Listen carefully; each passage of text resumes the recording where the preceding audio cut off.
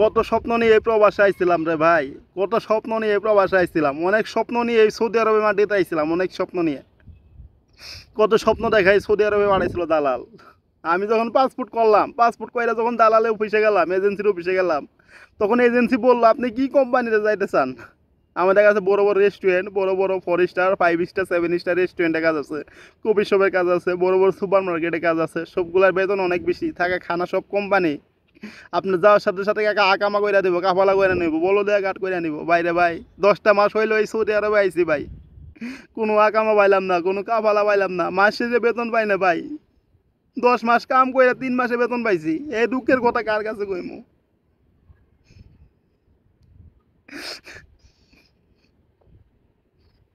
কি আর কইমু রে ভাই, এত কষ্টে দিন পার করতেছি রে ভাই। বাড়ি থেকে কতগুলা টাকা ঋণ কইরা আইছি, মাস শেষে বেতন পাই না, ঋণের টাকা দিতে পারি না। আসলে জানি না তকদির খারাপ, কপাল খারাপ না কি খারাপ আসলে।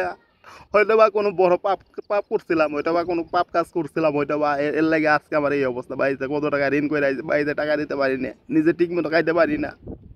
মাস শেষে কাজ করি কিন্তু মাস শেষে বেতন পাই না। এক জায়গায় কাম করছি 10 মাস, ওই জায়গায় বেতন পাইছি 3 মাসের, আরেক জায়গায় কাম করতে আসছি 2 মাসে, এক জায়গায় বেতনই পাই না।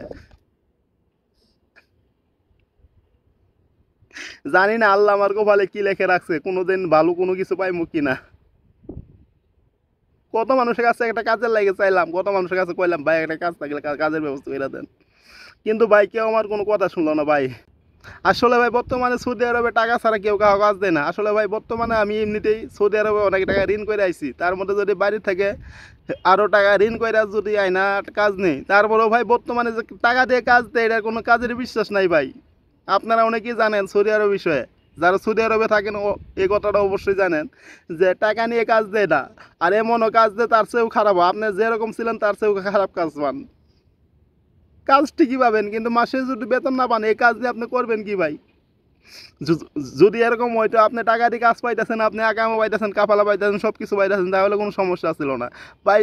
অনেক কথা কয় যে আকামা দিব, কাফালা দিব, সব কিছু কয়ে নিয়ে যায়, নিয়ে যাওয়ার পরে ভাই কাজটাই দেয় না ঠিক মতো, আপনার আকামা কাফালা কি দিব। কত স্বপ্ন নিয়ে এই সৌদি আরব আইছিলাম,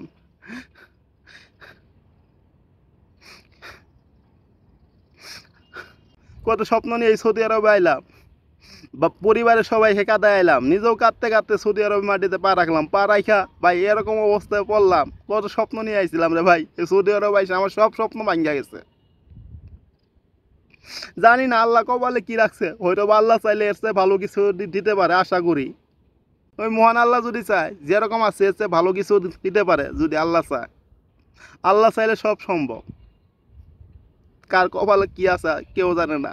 তো আমি চেষ্টা করতেছি, যদি ভালো কিছু কপালে থাকে ইনশাল্লাহ আইব, আর যদি না থাকে কিচ্ছু করার নাই। তো সবাই আমার জন্য দোয়া করবেন, আমি যেন ভালো একটা কাজ পাই। সবাইকে ধন্যবাদ, সবাইকে আসসালামু আলাইকুম। আর এটা আমার পেজ, সবাই পেজটি ফলো দিয়ে পাশে থাকবেন।